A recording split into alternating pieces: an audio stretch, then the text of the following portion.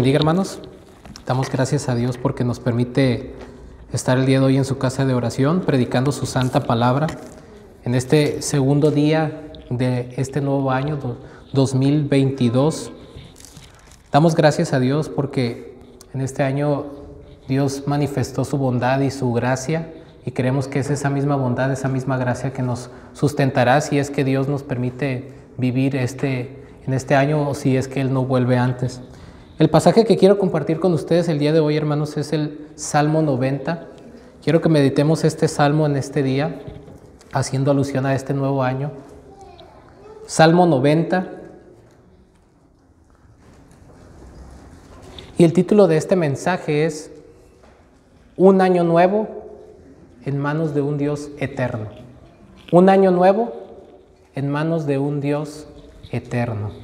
Para que podamos recordar este mensaje, un año nuevo en manos de un Dios eterno.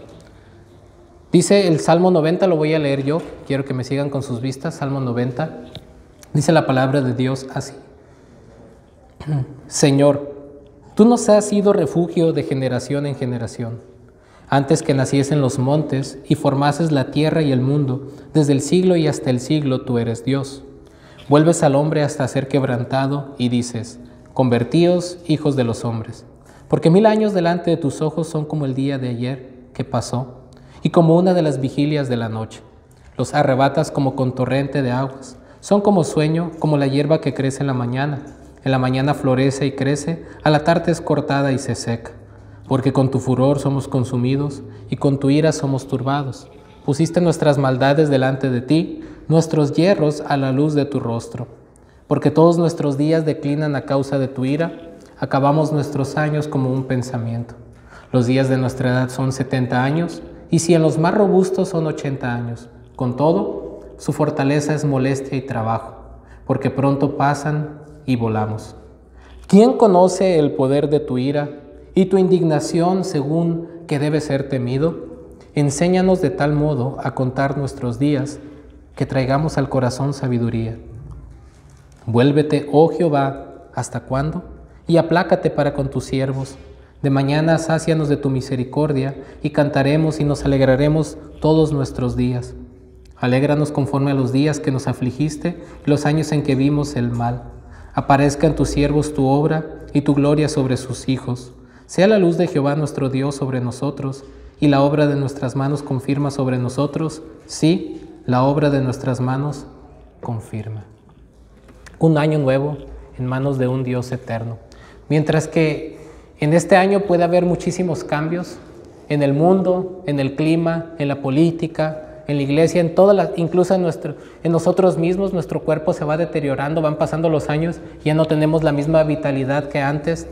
Todas las cosas cambian, pero es un consuelo para nosotros saber que tenemos a un Dios inmutable y eterno, un Dios que siempre ha sido, que no tiene principio ni fin, y que Él siempre ha sido el mismo y será el mismo. No cambia. Las circunstancias cambian, las cosas cambian, pero Dios permanece inmutable. Él sigue siendo Dios. Y esa es la esperanza que nos da para este 2022. No en nuestros proyectos, no en nuestros sueños, no en nuestras esperanzas terrenales, no en lo que nosotros podemos hacer o dejar de hacer, sino en el Dios inmutable que nos ha escogido por gracia en su Hijo. Y desde esta introducción yo creo que nuestro corazón se alienta de saber que estamos en manos de un Dios inmutable y eterno. Y es lo que comienza diciendo este salmo. Este salmo fue escrito por Moisés. Ustedes han oído acerca de este hombre de Dios, uno de los profetas más preeminentes del pueblo de Israel. Ustedes saben todo lo que este hombre sufrió y batalló con el pueblo de Dios en el desierto esos 40 años, con un pueblo que había visto las maravillas de Dios, grandes prodigios y milagros que ningún otro pueblo ha visto, pero que tristemente, a pesar de esos milagros, sus corazones no habían sido transformados porque seguían en idolatría, seguían en rebeldía, e incluso esa generación que salió de Egipto pereció en el desierto y no entró a la tierra prometida, en su mayoría excepto 2 personas, Josué y Caleb.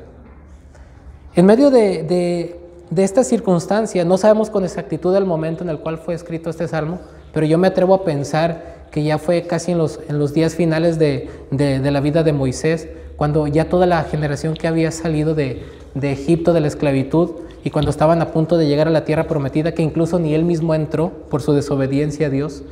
Al ver tantos juicios de Dios fuertes que había pasado, a ver tanta muerte, a ver tantas personas que estaban pereciendo en el desierto, yo pienso que él pasó por la guianza de Dios, por lo que llamaríamos nosotros como un tipo de crisis existencial, pero no en el sentido como que él dudara del carácter de Dios o en un sentido negativo, sino enfocar su mente y su corazón en el propósito por el cual él había sido llamado, y al final de cuentas todo lo que estaba haciendo y todo lo que Dios estaba por hacer, cuál era el sentido de todo su peregrinaje sobre esta tierra.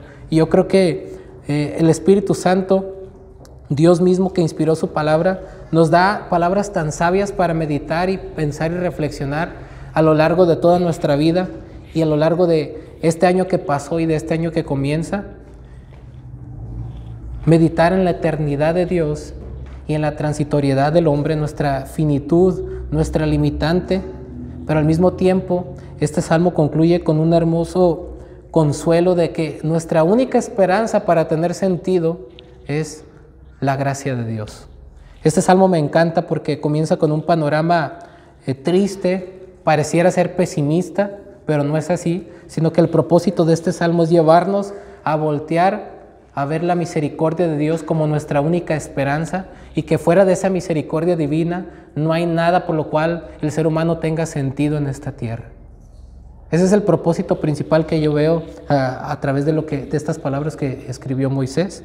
Y él comienza diciendo estas palabras: Señor, Adonai, el dueño, el soberano de todas las cosas, tú nos has sido refugio de generación en generación. Él hace un recuento del pasado, del presente y del futuro. Desde que el ser humano cayó en pecado hasta el último ser humano que exista, antes de que el Señor venga a establecer su reino, desde todos los tiempos, la condición del ser humano siempre ha sido la misma: pecado, muerte, maldad, juicio, pecado, muerte y maldad. Pero en medio de todas las desdichas y sinsabores que vive el ser humano en esta tierra,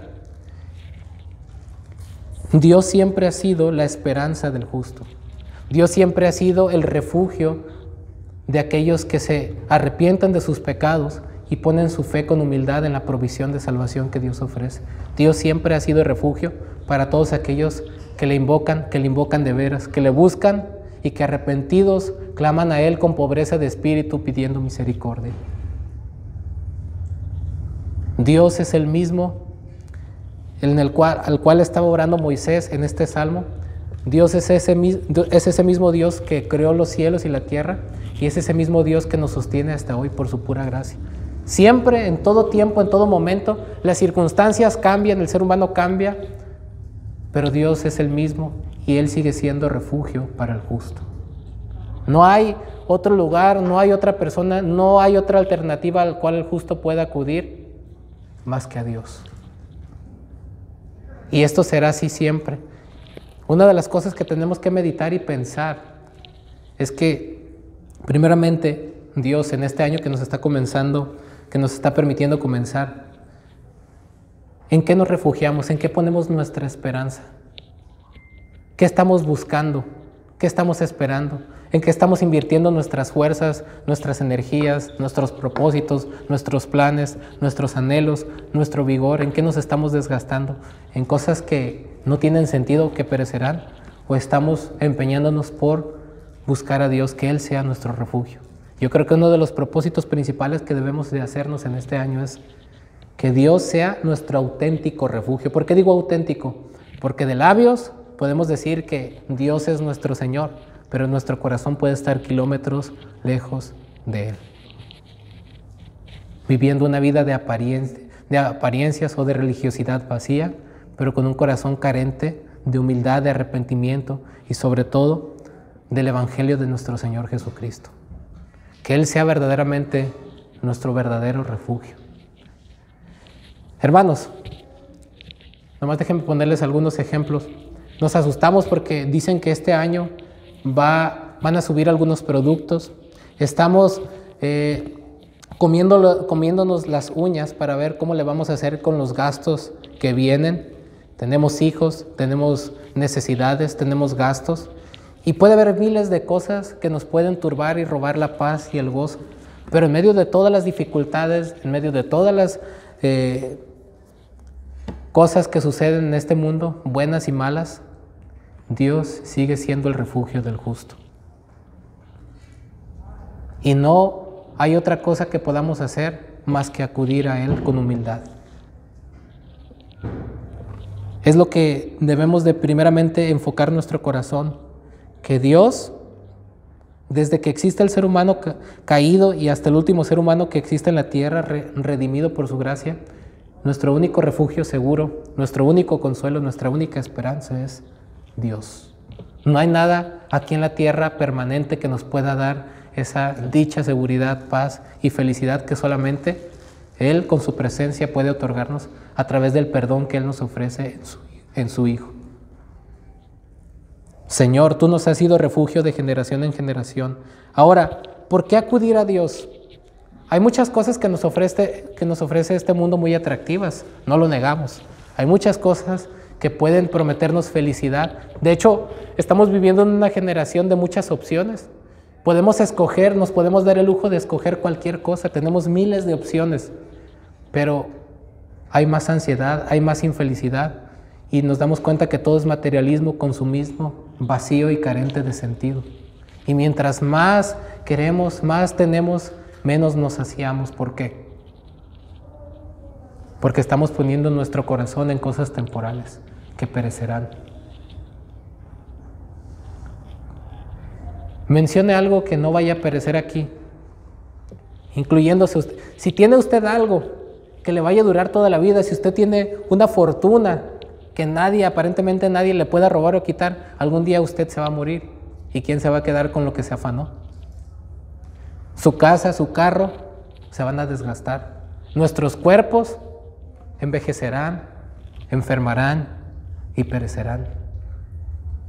Nuestros hijos crecen y hacen su familia, sus vidas.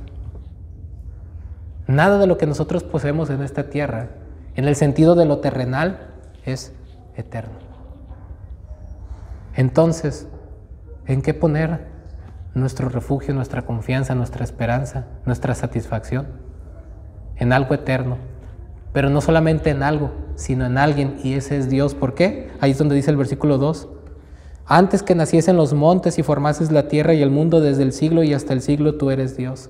Está exaltando la eternidad de Dios. Él no tiene principio ni fin. Antes de que fuesen todas las cosas, Dios era y es y será. Dios es eterno, hermanos. Él es el principio de todas las cosas. Dios es el mismo ayer, hoy y siempre. No hay un momento en el cual Dios haya cambiado algo de su naturaleza o de su ser. Dios, ese Dios todopoderoso, soberano, eterno, amoroso, justo, santo, que conocemos por medio de las Escrituras, siempre ha sido el que es desde la eternidad. Y por eso podemos acudir a Él con esa certeza, con esa seguridad, porque Él es eterno. Nosotros somos finitos, somos limitados, pero Él es eterno. Y en el versículo 3 en adelante primero comienza exaltando la eternidad de Dios, contrastándola con la transitoriedad del hombre. Y dice, vuelves al hombre hasta ser quebrantado. Y dices, convertíos, hijos de los hombres. Esta palabra quebrantado y convertíos es una alusión para decir que somos polvo y al polvo volvemos. Somos aplastados. En otras palabras, somos seres mortales, finitos. Nuestras vidas tienen un comienzo y un fin en esta tierra. Está decretado por Dios que muramos una sola vez y después de esto el juicio. Por el pecado entró la muerte. Todos morimos, o al menos, excepto aquellos cuando el Señor Jesucristo regresa, algunos, gracias a Dios, tendrán el privilegio de ser transformados sin ver la muerte cuando el Señor nos arrebate con Él en las nubes, pero en su mayoría todos los seres humanos, lo más seguro que poseemos en este mundo, en esta vida, es, aparte de las deudas, dicen algunos ahí, la muerte. Y es en lo que menos pensamos, es en lo que menos meditamos. Es algo como que difícil de concebir, hermanos, porque es lo más Seguro que tenemos, y es en lo que menos pensamos la mayoría de los seres humanos.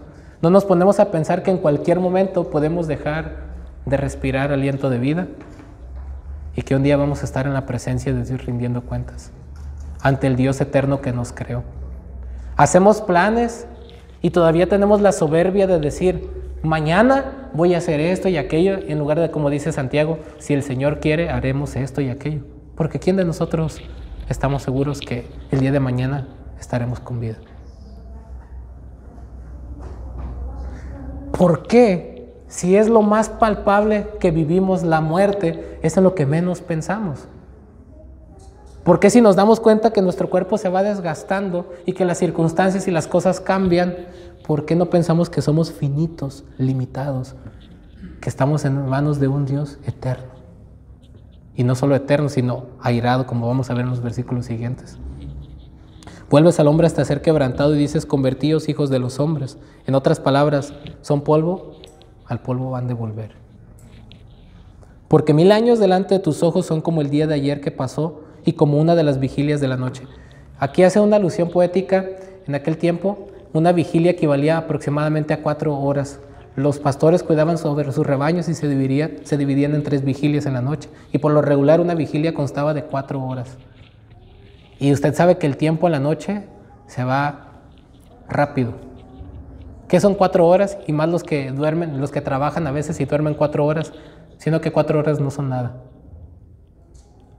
Bueno, en ese sentido, Dios no está limitado al tiempo porque Él creó el tiempo. Él es trascendente. Él obra dentro de lo finito, pero Él sigue siendo infinito. Él obra dentro del tiempo, pero Él sigue siendo eterno. Él trasciende todo lo que existe, porque de Él procedemos y por Él todas las cosas subsisten. Los arrebatas como con torrente de aguas, son como sueño. Los arrebatas como con torrentes de aguas. Y recordamos, por ejemplo, el diluvio, ¿no? ¿Cuánta gente no pereció en ese juicio divino? La vida del ser humano es pasajera, así como torrentes de agua. Son como sueño. La mayoría de la gente vive adormecida sin darse cuenta de su condición finita de seres humanos. Y algunos llegamos hasta ser engañados creyéndonos o sintiéndonos como dioses, dueños de nuestra propia vida. Somos como zombies en un mundo caído, dañado, maldito por el pecado. Y la causa de toda esta desdicha que el ser humano vive no es, fíjese, no estoy apoyando nada de eso, pero no es la corrupción, aunque tiene que ver. No es la falta de educación, no es la pobreza, aunque esas cosas están en la superficie. La causa principal de toda la desdicha y desgracia de la humanidad es el pecado, la ira de Dios por causa del pecado. Esa es la causa real de nuestro sufrimiento. No porque Dios sea malo, sino porque nosotros somos malos y nos rebelamos contra nuestro Creador. Esa es la realidad. Fíjese, no pudo haber dicho Moisés palabras más lúcidas que esta. Imagínese un hombre que ha vivido su vida en la presencia misma de Dios, que pudo ver las espaldas de Dios, que su rostro brilló y que la gente no podía verlo y tuvo que ponerse un manto por la gloria que reflejaba de Dios, que tuvo una comunión íntima con Dios. Y fíjese que es acerca de lo que más reflexiona y habla, de la muerte y del pecado. Note cómo Moisés no está aquí en un éxtasis positivo hablando de que Dios es amor y bien contento y gracias por ver a mis nietos crecer y todo. Llega un punto en donde él dice, ¿qué sentido tiene la vida del ser humano si solamente nos la pasamos pecando y por nuestro pecado viene la ira de Dios y nos destruye, perecemos? ¿Qué sentido tiene la vida? ¿Qué sentido tiene existir cuando somos criaturas rebeldes que viendo el juicio de Dios, viendo el amor de Dios, aún así nos rebelamos con nuestro Creador y seguimos pecando y seguimos acarreando juicios sobre nuestras vidas? Imagínense todo lo que él había vivido y visto en el pueblo de Dios. Cuánta rebeldía, cuánto pecado, cuánta misericordia, cuánta gracia, pero cuánto juicio.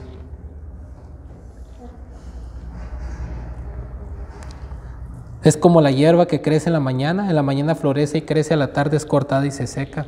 Aún las personas con más vigor y más poderosas y que hacen y deshacen no son eternas, tarde o temprano les llega su fin. Los grandes imperios, aún los más grandes, han perecido. El único reino que no será jamás destruido será el de nuestro Señor Jesucristo, pero no hay potencia, no hay persona que no vaya a ser quebrantada. Todo tiene un fin. Recuerde esto. Y me ha tocado ver personas que en los días de su vigor, de su fortaleza, se han ensoberbecido y han dicho que no necesitan de Dios y que por su inteligencia y por sus fuerzas han creado todo lo que tienen, y no tienen una idea de que me ha tocado verlas cómo han terminado. Aquellas personas que se miraban fuertes, llenas de soberbia, de vigor y todo, terminar tan quebrantadas, terminar en una condición de tanta fragilidad que pudieran parecer irreconocibles. Y no lo puedes imaginar y concebir, ¿no? Hoy estamos, como dice un dicho, hoy estamos aquí y mañana puede que estemos acá abajo. ¿Quién de nosotros podemos tener la certeza o la seguridad de que porque Dios hoy nos ha bendecido y todo, siempre va a ser así? No vamos a tener dificultades, sinsabores, desdichas, desgracias que vienen como consecuencia de vivir en un mundo caído. ¿Quién de nosotros podemos decir que podemos todos los días estar seguros de que todo está bien y seguro? Porque con tu furor somos consumidos y con tu ira somos turbados. Esta es la verdadera causa de la aflicción del ser humano, el pecado, la ira de Dios por el pecado.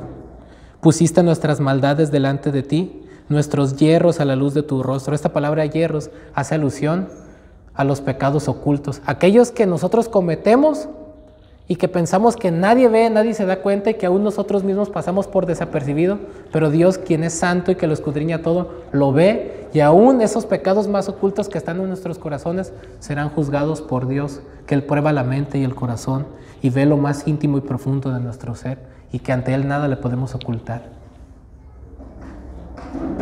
Porque todos nuestros días declinan a causa de tu ira, acabamos nuestros años como un pensamiento. Los días de nuestra edad son 70 años, y si en los más robustos son 80 años, con todo su fortaleza es molestia y trabajo, porque pronto pasan y volamos.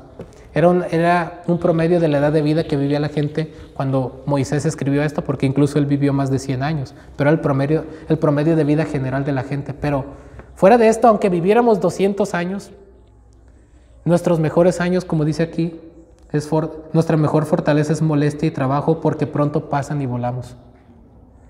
Nadie tenemos una prosperidad prolongada en esta tierra. Y luego concluyen los versículos 11 y 12 esta sección. ¿Quién conoce el poder de tu ira y tu indignación según que debe ser temido? A todo esto, viendo tanto juicio, viendo la eternidad de Dios y la transitoriedad del hombre, nuestra fragilidad, nuestra limitación, ¿quién podemos entender que es por causa de nuestros pecados que Dios está sumamente airado? ¿Quién puede entender que Dios es santo, santo, santo y que nosotros somos impíos? ¿Quién puede entender que Dios es justo y que nosotros día a día quebrantamos sus mandamientos con alma y cuerpo? ¿Quién puede entender el poder de la ira de Dios a causa de nuestra iniquidad? Fíjese lo que dice el Salmo 7:11. Dios es juez justo y está airado contra el impío todos los días. Hemos escuchado una bonita frase que dice: Dios ama al pecador pero aborrece el pecado, pero sinceramente vemos que esta afirmación es una mentira a la luz de la Escritura, porque en este texto, en el Salmo 7:11 dice: Dios es juez justo y está airado contra el impío, dice, no nomás contra su pecado, sino contra el que lo comete. Dios en un sentido aborrece al impío. Hay un sentido en el cual Dios ama toda su creación como creador, pero hay en un sentido de una relación eterna con Él, en donde Él aborrece la iniquidad y el pecado porque Él es santo y es justo, y nosotros somos impíos. En este panorama desesperanzador, llega a la conclusión en el versículo 12, Enséñanos de tal modo a contar nuestros días, que traigamos al corazón sabiduría. En otras palabras, contar nuestros días es reflexionar, poner en la memoria, en el corazón, nuestra fragilidad, nuestra limitación, la eternidad de Dios, la santidad de Dios, nuestro pecado, y podernos humillar ante Él, arrepentir y clamar por misericordia, porque el principio de la sabiduría es el temor de Dios. Entonces, cuando reflexionamos acerca de nuestra fragilidad, de nuestra transitoriedad, de nuestro pecado y de la grandeza, de la majestad divina, de la eternidad de Dios, es cuando podemos temerle y tratar el nombre de Dios con respeto, y es cuando comenzamos a ser sabios, cuando tememos a Dios. Y es cuando comenzamos a temer a Dios, entonces cuando los versículos 13 al 17 abren un panorama de esperanza para aquel que es pobre en espíritu y acude a Él por misericordia, porque dice el versículo 13, vuélvete, oh Jehová, ¿hasta cuándo? Y aplácate para con tus siervos. Esta palabra vuélvete es un clamor para que Dios cambie, no en su naturaleza, porque Él es el mismo, sino de actitud hacia el pecador. Dios está a punto de ejecutar juicio e ira por nuestra iniquidad, pero Él clama para que Dios, en lugar de ejecutar juicio, muestre misericordia. Y sabe que fue exactamente lo que Dios hizo miles de años después, cuando nuestro Señor Jesucristo nace. Dios derrama y aplaca su ira en su Hijo. Jesucristo vivió la vida perfecta que ningún ser humano hemos podido vivir, y Él llevó la ira de Dios sobre sí mismo en la cruz para que Dios pudiera tratarnos con misericordia, con favor, para Dios podernos ofrecer su perdón. Al que no conoció pecado, por nosotros lo hizo pecado, para que nosotros fuésemos hechos justicia de Dios en Él, dice 2 Corintios 5:21. Juan 3:16, porque de tal manera amó Dios al mundo que ha dado a su Hijo unigénito, para que todo aquel que en Él cree no se pierda, mas tenga vida eterna. Toda esa ira por el pecado fue saciada en su Hijo, siendo justo. La única manera en la cual Dios se puede volver al pecador es por medio de un sacrificio perfecto, y es el sacrificio de su Hijo. Es esa misma misericordia que Él proveyó a través de la cruz del Calvario. Vuélvete, oh Jehová, ¿hasta cuándo? Y aplácate para con tus siervos. Cesa ese juicio de ira contra nosotros, porque fuera de ti nuestra vida no tiene sentido, no tenemos esperanza, perecemos, estamos sin esperanza. Luego en el versículo 14, de mañana sácianos de tu misericordia y cantaremos y nos alegraremos todos nuestros días. Alégranos conforme a los días que nos afligiste y los años en que vimos el mal. Sácianos de tu misericordia. La misericordia de Dios es la única esperanza para el ser humano pecador. Fíjese lo que dice la palabra de Dios en Tito, capítulo 3, versículo 4 y 5. Pero cuando se manifestó la bondad de Dios nuestro Salvador y su amor para con los hombres, nos salvó no por obras de justicia que nosotros hubiéramos hecho, sino por su misericordia, por el lavamiento de la regeneración y por la renovación en el Espíritu Santo. Esa misericordia es manifestada en la cruz a través de nuestro Señor Jesucristo. Y solo por medio de Él, entonces podemos tener esperanza y una vida fructífera. Dice el versículo 16, aparezca en tus siervos tu obra y tu gloria sobre sus hijos. Sea la luz de Jehová nuestro Dios sobre nosotros. La luz de Jehová aquí representa su aprobación, su bendición, el conocimiento de Dios, que todo lo que hagamos gira en torno a Él, por Él y para su gloria. Y la obra de nuestras manos confirma sobre nosotros. Si Jehová no edificare la casa, en vano trabajan los que la edifican. Si no es por la gracia de Dios, el ser humano no tiene esperanza. Fuera de la misericordia divina, el ser humano está perdido. La misericordia de Dios en Cristo es la única esperanza para nosotros en este año y los que Dios nos permita vivir. Sí, la obra de nuestras manos confirma. Que el Señor sea propicio a nosotros y nos dé un corazón humilde, nos conceda arrepentimiento y nos permita iniciar un año con una nueva vida y con una nueva esperanza y con un nuevo deseo de ser más como Cristo, conocerle más, amarle más y deleitarnos solamente en Él, porque solamente en Él hay plenitud de vida. Fuera de Él no tenemos esperanza. Un año más en manos de un Dios eterno. Cristo es nuestra única esperanza y el único refugio para aquel que acude con pobreza de espíritu en arrepentimiento y fe, clamando misericordia divina. Oremos. Padre, te damos gracias porque en tu bondad nos has permitido